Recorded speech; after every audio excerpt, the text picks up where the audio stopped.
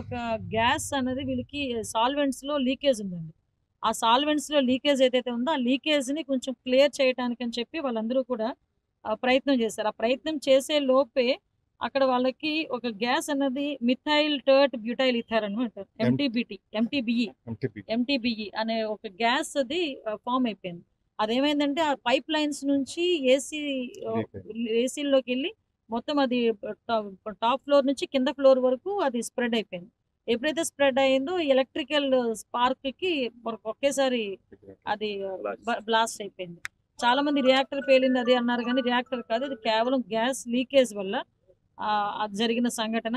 ఇందులోని యాజమాన్య నెగ్లిజెన్సీ ఉందా? నిజంగా యాక్సిడెంటల్‌గా జరిగిందా? అన్నది విచారణ కూడా చేపడుతున్నాం కాబట్టి యాస్ ఎర్లీ యాస్ పాసిబుల్ దాని మీద కూడా మనకి ఒక కంక్లూజన్ బిల్డింగ్ ఏదో కొలాప్స్ అయిపోయిందన్నారు మేడం. బిల్డింగ్ కొలాప్స్ కాదండి. ఏదైతే బ్రిక్ స్ట్రక్చర్ ఉంటదో, బ్రిక్ స్ట్రక్చర్‌తో నేను వెళ్లి చూసొచ్చాము.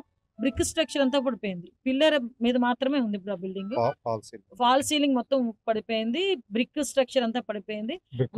ఒకే వాల్ కిందనే 5గురు ఉండిపోయారు. అంటే ఈ ఇది పేలి గ్యాస్ వల్ల పేలిన యాక్సిడెంట్‌లో కొంతమంది చనిపోతే, కొంతమంది అయితే ఈ వాల్స్ కిందనది పడి ప్రెస్ అయిపోయి చనిపోయిన పరిస్థితులు. ఇప్పుడు ఇంకా శకలాలు ఏమైనా తొలగింపు చాలా మట్టుకు శకలాలన్నీ తొలగించారండి. ఎన్డీఆర్ఎఫ్ బృందాలు, ఎస్డీఆర్ఎఫ్ బృందాలతో పాటు నిజంగా చెప్పాలి ఫైర్ డిపార్ట్‌మెంట్ వాళ్ళైతే ఎక్సలెంట్ జాబ్ చేశారు ఈరోజు. ఇమ్మీడియేట్‌గా 15 మందిని రక్షించటం.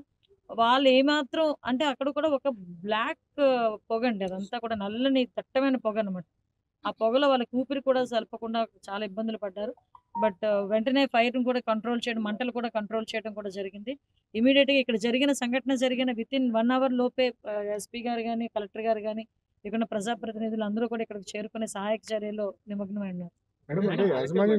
మన అన్ని రకాలైన రాయితీలు ఇస్తున్నాం, జవాబుదారితనంగా లేదు.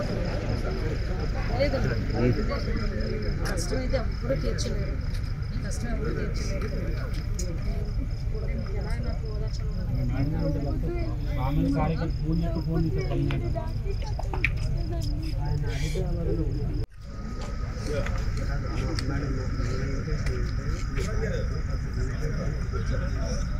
మేనేజ్మెంట్ 130కి అయితే ఇప్పుడు కూడా ఎవరు చనిపోయారు, ఎవరు అనౌన్స్ చేయాల్సిన పరిస్థితి ఎందుకు అంటున్నాను.